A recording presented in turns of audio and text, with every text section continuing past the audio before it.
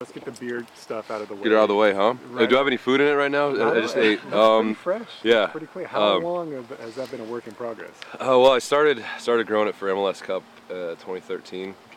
Okay. Just the playoffs, and then after we lost, I just kept it going, and it it kind of turned into something for me where I wanted to get back to MLS Cup so badly now that I've just kind of kept it going, and I think the goal this year is just to get to MLS Cup and win it, and then maybe it comes off.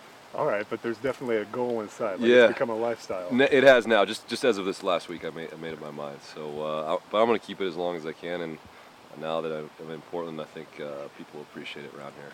That's what I was going to ask you. Do you find that you stand out or maybe blend in a bit more than you're here? I'm not sure. I mean, it's definitely, it's a red beard, so I'm not sure I can blend in at all anywhere I'm at, but definitely there's a lot of beards running around town, so I'm enjoying that.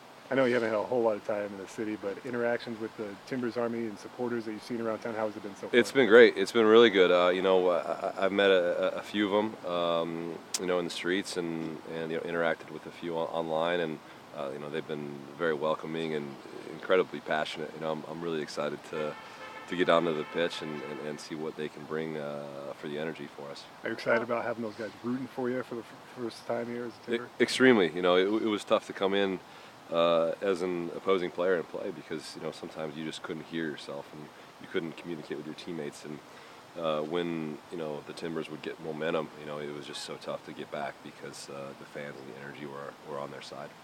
How is it feel now to be back in Portland after 2 weeks of training in Arizona?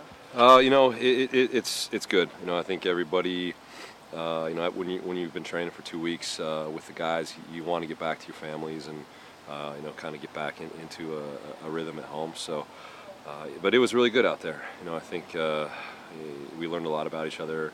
In Tucson, especially for me, I'm a new guy and got to know a lot of the new personalities and really enjoyed myself. It's a good group and a very talented group.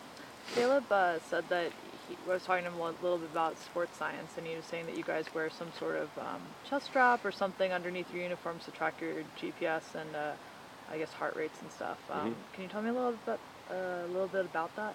That's a little above my pay grade. I got to be honest. I really just like what you wear. Yeah, I have no. I mean, we put on a vest. We put on a little pod, and it's connected to the back of the vest, and we run around, and they got their iPads, and we like to joke around that we don't want the science to get in the way of soccer, but it's obviously something that the coaching staff follows pretty closely, and we're out there as players. We're just doing what we're told. Does it hold you accountable a little bit having to wearing something like that? It does and it doesn't because different positions on the field dictate different movements. As a center back, I'm doing different things, having a different work rate than perhaps Albus at outside back and Rodney, at outside midfield. So I think it just depends, and obviously you're competing every day just to win. You're not thinking about your fitness. And just really quick, when do you put it on? Is it right before practice or in the morning? Okay. Right before practice, and then one of our guys, Nick Lewis, has to chase us around the locker room to put the pod in there, and then once we get it in, we're ready to go. You mentioned getting to know some of the guys as a new player here. What about on the field? How's the chemistry starting to come along? I think it as a new player, I think there was already a lot of chemistry here. I think that, for one, you've got a team with an identity and a style of play, and a good group already, a foundation.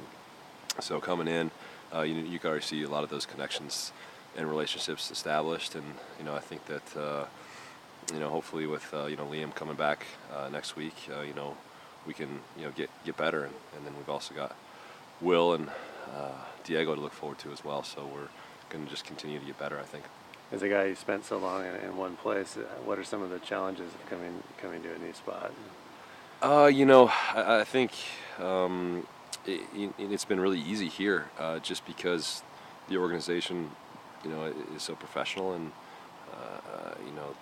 everybody on the fan side have been very welcoming, and the players have been awesome. I think that first and foremost is really helpful.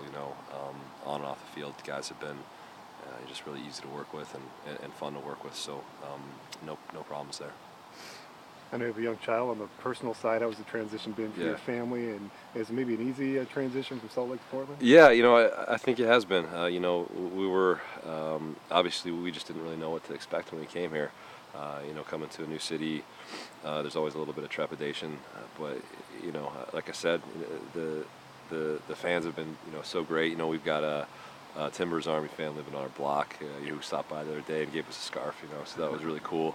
And everybody's just been very easy to work with, and I think that just goes a long way towards us being comfortable here and wanting to win for the Timbers.